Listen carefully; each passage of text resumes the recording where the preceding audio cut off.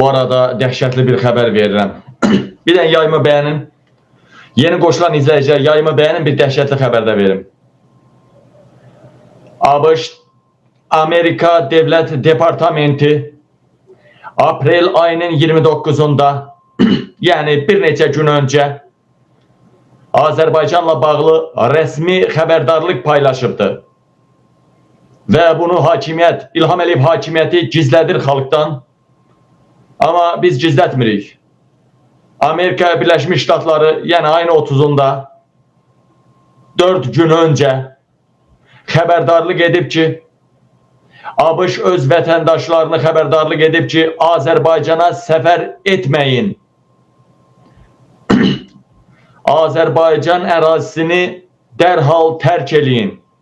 Azərbaycan ərazilərindən uzaq durun. 3 səviyyəli çağırış edibdi. 3-cü səviyyəli çağırış edibdi. Baxın, dəyərli həmvətənlər. Belə paylaşmayayım bunu. Deməli, dəyərli həmvətənlərim, elə yuvaraqlaşdırım, elə deyim ki, dostlarımız paylaşa bilsin. Səviyyələri də deyəcəm burada. Deməli,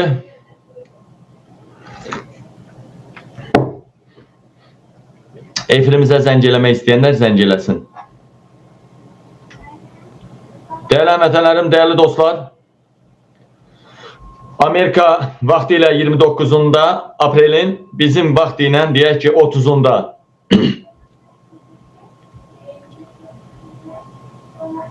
30-unda Amerika bir dəqiqə bunlara ad boy verim. Birazdan zəng eləyəcəm. 2-3 dəqiqədən sonra zəngləri qəbul eləyəcəm, amma eyni zamanda xəbərlərimi verəcəyəm dəyərli həmvətənlərim. Deməli, dostlar, qardaşlar, yayımızı bəyənin, paylaşın, bu xəbərimizi də paylaşın, bu xəbəri də paylaşın mütləq. Deməli, Amerika Devlət Departamenti aprel ayının 29-unda, yəni 5 gün öncə, bizim saat fərqi var, 4 gün öncə, Azərbaycanla bağlı rəsmi xəbərdarlıq edibdir. Xəbərdarlıq edib ki, Amerika dərhal vətəndaşları Azərbaycandan uzaq dursun, Azərbaycanı tərk eləsin, Azərbaycana tərəf gəlməsin, Azərbaycana səfər yasağı elan edibdir. Yəni, vətəndaşlarının Azərbaycana səfər etməməyinə çağırış edibdir. Və həyəcan siqnalını, 4 cürə həyəcan siqnalı var, 3-cü səviyyəli çağırış edibdir. 4 çağırış var, həyəcan çağırışı. 3-cü səviyyəlidir. Ağırdır, çox ağırdır. 1-ci səviyyəli normal, 2-ci səviyyəli riskli, 3-cü səviyyəli təhlükəli, 4-cü səviyyəli çox təhlükəli. Yəni, 4-cü səviyyə nədir ki, başından bomba yağa-yağa səni çıxardırlar. 4-cü səviyyə o deməkdir, başından bomba yağa-yağa çıxardırlar. 3-cü dərəcəli çağırış elan edibdir. Amerika vətəndaşları dərhal Azərbaycanı tərk eləsin, Azərbaycana getməsin, Azərbaycana yaxın durmasın. Bax ha, Ermənistan demirlər ha, Türkmənistan demirlər ha, hətta Türkiyə demirlər ha, Azərbaycan deyirlər. Azərbaycan deyirlər. Amerika nəsə bilməsə bunu deməz. Ehtiyatlı olun. İsrail dövləti rəsmi olaraq bəyan etdi ki, Azərbaycanda İranın Sepahlı tərəfindən terror aktı törədiləcəkmiş və bunun qarşısını İsrail dövləti alıb. Necə alıb? İndi xəbəri sizə oxuyacağım. Lakin bununla bağlı Azərbaycan tərəfi 2 gündür ki, səsini atıb içərisinə susub, bir açıqlama vermir. Xahiş edirəm, videonu sonuna qədər izləyin, bəyənin, paylaşın ki, daha çox insan izləsin. Azad Söz kanalına abunə deyilsinizsə, abunə olun ki, sizdən gizlədilən gerçəklərdən vaxtında xəbərdar olasınız. Deməli, İsrail dövlətinin Mossad kəşfiyyatı, İsrail Müdafiə Qüvvələri və İsrail Daxili Təhlükəsizlik İdarəsi ötən gün 20 aprel tarixində birgə bəyanat yayıblar.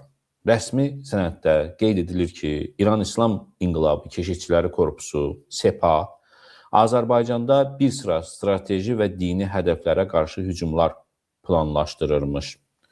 Bildirilir ki, bir neçə həftə əvvəl Azərbaycan ərazisində fəaliyyət göstərən terror strukturu zərərsizləşdirilib.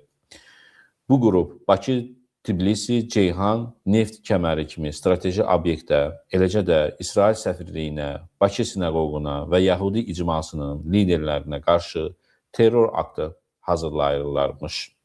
Bir daha qeyd edirəm ki, bu xəbəri İsrail dövləti rəsmi bəyanatla bildirir. Onların yazdıqlarını oxuyuram mən. Həqiqəti əks etdirib, etdirmir onu bilmirəm.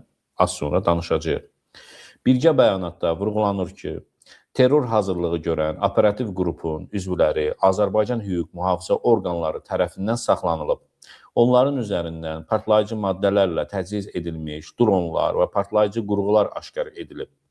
Qrupun fəaliyyəti İrandakı əlaqələndiricilərin birbaşa göstərişləri əsasında həyata keçirilirmiş və hədəflər barədə məlumat toplamaq üçün gizli müşahidə və fotoçəkiliş metodlarından istifadə olunurmuş. Aparılan əməliyyat və kəşfiyyat işləri nəticəsində Sepahın gizli terror şəbəkəsinin strukturu və komanda zənciri tam müəyyən edilibmiş. İsrail kəşfiyyatı bu şəbəkəyə rəhbərlik edən yüksək rütbəli Sepah zabitlərinin adlarını da açıqladığını bildirir. Şəbəkənin rəhbərinin Sepah Kəşfiyyat Təşkilatının xüsusi əməliyyatlar bölməsinin 4000-ci bölmə rəhbəri Rəhman Moqadam olduğunu Mossad deyir. O, əməliyyatın başlanğıc mərhələsində İsrail hərbi hava qüvvələrinin zərbəsi nəticəsində öldürüldüyünü deyir. Terror fəaliyyəti Sepah Kəşfiyyat Təşkilatının sabiq rəhbəri Məcid Xameneyinin nəzarəti altında həyata keçirilib və öldürülüb. Bu cümlə ilə məhz İsrail dövləti Mossad kəşfiyyatı bildirib. Bildirilir ki, şəbəkənin digər əsas fiquru 4000-ci bölmənin yüksək vəzifəli şəxsi Möhsin Suri də İsrail kəşfiyyatının məlumatı əsasında gizli sığınacaqda zərərsizləşdirilibmiş. Bundan başqa, Azərbaycandakı fəaliyyətlərə birbaşa rəhbərlik etdiyi bildirilən Mehdi Yekta Dehqanın hakim ləqəbi olub və digər zabitlərin kimliyi müəyyən edilib. Azərbaycanla birgə əməliyyat keçirdiyini bildirir İsrail dövləti. Bu verdiyim məlumatlar İsrail dövlətinin rəsmi dövlət internet portallarında da yer alıbdır. Diqqəti çəkən məsələ odur ki, Azərbaycan tərəfi heç bir açıqlama verməyib, nə düzünü, nə də yanlış olduğunu təsdiq və yaxud da təkzib etməyib. Mən anlaya bilmirəm, Dövlət Təhlükəsizlik Xidməti ölübmüşmü ki, Azərbaycanın təhlükəsizliyi ilə bağlı məsələ, əgər bu düzdürsə, İsrail dövlət tərəfindən təmin edilib, İsrail dövləti Azərbaycanın təhlükəsizliyini qoruyub, partlayışların qarşısı alınıb. Bəs Dövlət Təhlükəsizlik Xidməti axı mart ayının ilk 10 günlüyündə açıqlama verdi ki, bəs Sepaha bağlı şəbəkə Azərbaycanda ifşa etmişik və tutmuşuq və zərərsizləşdirmişik. Bakı, Ceyhan, Tbilisi kəmərini partladacaqmış, İsrail səfirliyinə hücum ediləcəkmiş, kimisə öldürəcəklərmiş və Dövlət Təhlükəsizlik Xidməti ayıq davranıb və bunu tutub. Və xatirinizdə ki, onlar DTX bu xəbəri yayarkən hansı məlumatdan, materialdan istifadə edilmişdi? Azərbaycan vətəndaşlarını sadəcə tutmuşdular və mən aşkara çıxardım və Dövlət Təhlükəsizlik Xidmətinin yaydığı bu məlumatların yalan olduğunu, daha doğrusu qarışıq olduğunu, yəni yalan olduğunu indi göstərəcəm. Tutduğu şəxslərin əvvəllər polisin özünün tutub və indi həbsxanada yatan şəxslər olduğunu göstərmişdim və indi isə üzərindən bir aydan çox vaxt keçir, ona oxşar bənzər hadisələri İsrail dövləti deyir. Niyə İsrail dövləti o vaxtı TTX-nın dediyini təkrarlamamış və o vaxtı bu məlumatı yaymamışdır və indi yayır? Bu da sual verilməli məsələdir və buna da aydınlıq gətirməli olan həm də Azərbaycan tərəfidir. Bəs o vaxt TTX-nın tutduğu şəxslər kim idi? Diqqət et ekrana. Polis idarəsinin əməkdaşları tərəfindən həyata keçirilən əməliyyatlar nəticəsində narkotik vasitələrin qanunsuz dövriyyəsi ilə məşğul olan əvvəllər məhkum olunmuş Ramin Quliyev, tanışı İlqar Quliyev və Xədicə Ağayeva saxlanılıblar. Xədicə Ağayeva, bax bu Xədicə Ağayeva həmən DTX-nın yaydığı Xədicə Ağayevadır. 2024-cü il 15 oktyabr tarixində Daxili İşlər Nazirliyinin YouTube kanalında paylaşılıbdır bu. 16 nəfər like qoyub həmən videoya, 689 nəfər də baxıbdır. Hətta burada Daxili İşlər Nazirliyi yazı şəklində bunu paylaşıbdır. Bir də qaydaq. Davamına baxaq. Və Xədicə Ağayeva saxlanılıblar.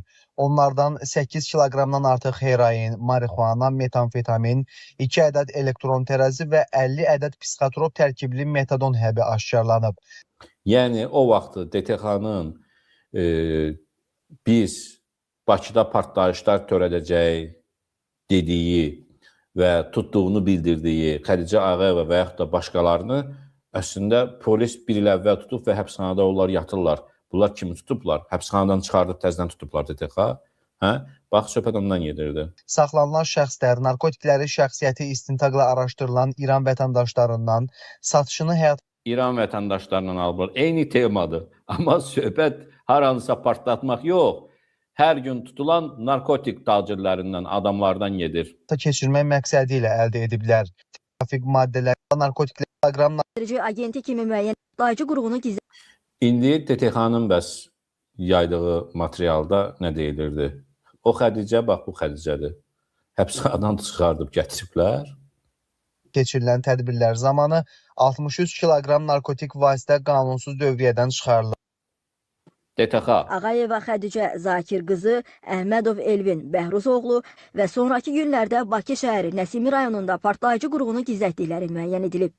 Sepahın əlaqələndirici agenti kimi müəyyən edilmiş Hafiz Tavassoli, Ağayeva Xədicə Zakir qızı ilə əlaqə yaradıb, qutunu özündə 2 gün saxlamasını istəyib. Xədicə Ağayeva bir nəfərin motosikletlə yaxınlaşıb bağlamanı götürdüyünü müşahidə etdikdən sonra Tavassoliyə bu barədə məlumat verib. Ağayeva partlayıcı maddəni Özünüz tam gördünüz, sübutlu, dəlilli. Görsənir ki, Dövlət Təhlükəsizlik Xidməti tələsik ortaya iş qoymaq istəyib və Daxili İşlər Nazirliyindən dosya istəyib və onun dosyasını üzərindən il yarım keçib düşünüblər ki, unudublar, adamlar da unudub və hazırda həmən Xədicə Ağayeva o məlumatda verim, 4 saylı qadın həbsxanasındadır, 6 il narkotikə görə həbs cəzası. Yəni, Dövlət Təhlükəsizlik Xidməti o zaman bir şou göstərmişdi, yalan-palan bir material hazırlamışdı ki, özünü İsrailin gözünə soxmuş olsun və İsrail o vaxtı isə susmuşdu, bu məlumatları paylaşmamışdı, müharibə də gedirdi. Müharibə gedən vaxtı İsrail tərəfi bildirir ki, o Sepah rəhbərliyini hələ özləri zərərsizləşdirib ki, Azərbaycana terror aktı törətməsinlər. Bəs niyə o vaxtı bunu açıqlamırdılar? Axı, gizli qalan nə var ki, nəyə gizli saxlaya bilərdilər ki, indi niyə açıqlayırlar İsrail, əgər belə bir şey olubdursa? Dəyərli dostlar, və bu niyə indi açıqlayırlar söhbətini izah gətirmədən öncə bir daha sual edirəm. Niyə Azərbaycan dövləti, Dövlət Təhlükəsizlik Xidməti, Xarici İşlər Nazirliyi, Prezident Administrasiyası səslərini soxublar içlərinə və danışmırlar, bununla bağlı bir açıqlama vermirlər, İsrail dövlətinin açıqlamasına izah vermirlər, reaksiya bildirmirlər.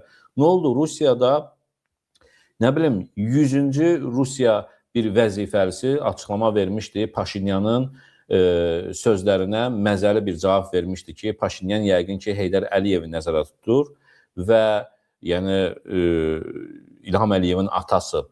Və buna tez Xarici İşlər Nazirliyimiz rəsmi açıqlama vermişdi və Rusiya tərəfinin Mariya Zakharovanın dediklərinə izah gətirməsini və onu ciddi olmağa dəvət etmişdi. Elə həmən bir neçə saat sonra necə olur? Bəs İsrail bu böyük zırıltılı açıqlamanı verir, Azərbaycan dövləti rəhbərliyi susubdur. Söhbət hansı Mariya Zakharovadan gedir? Rusiya Xarici İşlər Nazirliyinin sözcüsü Mariya Zakharova Ermənistan baş naziri Nikol Paşinyanın Avropa parlamentindəki çıxışını tənqid etmişdi. O, Paşinyanın 3-cü ölkələr barədə dedikləri və erməni ruhani dairələrində keçmiş KGB əməkdaşlarının olması ilə bağlı fikirləri anlaşılmaz hesab edib Mariya Zakharova demişdi ki, bəs Paşinyan KGB əməkdaşı deyərkən kimi nəzərdə tutur? Mən başa düşə bilmirəm. Bəlkə cənab Əliyevdən söhbət gedir, yəni Heydər Əliyevdən. O deyir ki, bəs Heydər, yəni KGB-nin generalları bizim din xadimlərinin içərisində olub. Yəni Mariya Zakharova Heydər Əliyevin adından istifadə edib məzələnmişdi. Və buna da tez, tələsik Azərbaycanın Xarici İşlər Nazirliyi rəsmi açıqlama vermişdi. Rusiya Federasiyası Xarici İşlər Nazirliyinin mətbuat katibi Mariya Zakharova son mətbuat brifingi zamanı Ermənistan Baş naziri Nikol Paşinyanın din xadimləri ilə bağlı səsləndirdiyi fikrinə dair sualı cavab verərkən mövzu ilə heç bir əlaqəsi olmayan şəkildə Azərbaycanın ümumilli lider Heydər Əliyevin adını hallandırmağa cəhd etməsi qəbul edilməzdir. Bu cür açıqlamalar rəsmi nümayəndədən gözlənilən standartlara uyğun gəlmir. Diplomatiya gərginliyi artıran və etibarlılığı zədələyən yersiz bəyanatlar deyil, intizam, dəqiqlik və məsuliyyət tələb edir. Yaxşı, bu Xarici İşlər Nazirliyi belə boş söhbətin, məzəli bir zarafatın üstündə bəyanat verir. Bəs İsrail dövlətinin bu boyda böyük açıqlamasında, bəyanatında niyə bir açıqlama gətirmir? Niyə mövqeyini bildirmir? Düzmü, səhvmi demir? Bunu isə mən deyirəm. Bəs İsrail dövləti sizcə və məncə nəyə görə indi bu xəbəri yayırlar, birgə bəyanatı? Dəyərli dostlar, müharibə gedişi zamanı aydın oldu ki, müharibənin son ərəfəsində İsrail və ABŞ İrana tam qalib gələ bilmədi. Yəni, İrandakı rejimi, hakimiyyəti devirə bilmədi. Bu o deməkdir ki, nə qədər İran zərərə, ziyana uğramış olsa da, İran buradan məğlub çıxmış sayılmadı. Çünki ABŞ və İsrailin bu hücumlarda, müharibədə əsas qayəsi oydu və dilə də gətirmişdilər ki, İranda hakimiyyət dəyişikliyini onlar etmək istəyirlər. Amma edə bilmədilər və İran görsəndi ki, güclü dövlətdir və bunu da İlham Əliyev özü də gördü. Və müharibə ərəfəsində Əliyev İrana qarşı bəzi gizli əməliyyatlarda iştirak edib. Məsəl üçün, indi İsrail dövləti özü açıqlayır bunu. Çıxıb bəyanat da vermirlər ki, bu düzdür ya səhvdir. Yəni, İran əleyhində İlham Əliyev işlər görüb. Həmçinin Dövlət Təhlükəsizlik Xidməti İran əleyhində işlər görüb. Və konkret bununla bağlı ayrıca bir çıxış edəcəm, reportaj hazırlayacağım. Konkret Fransa dövləti İsrailin Mossad qüvvələri ilə Azərbaycanın içərisində Azərbaycan Dövlət Təhlükəsizlik Xidmətinin razılığı və gözünün yumması ilə İran əleyhində müəyyən əməliyyatlarda iştirak edibdir. Bu artıq fransız mediasında çıxıb, deyəmən ona görə də rahat danışıram və əminliklə deyirəm, bilirəm.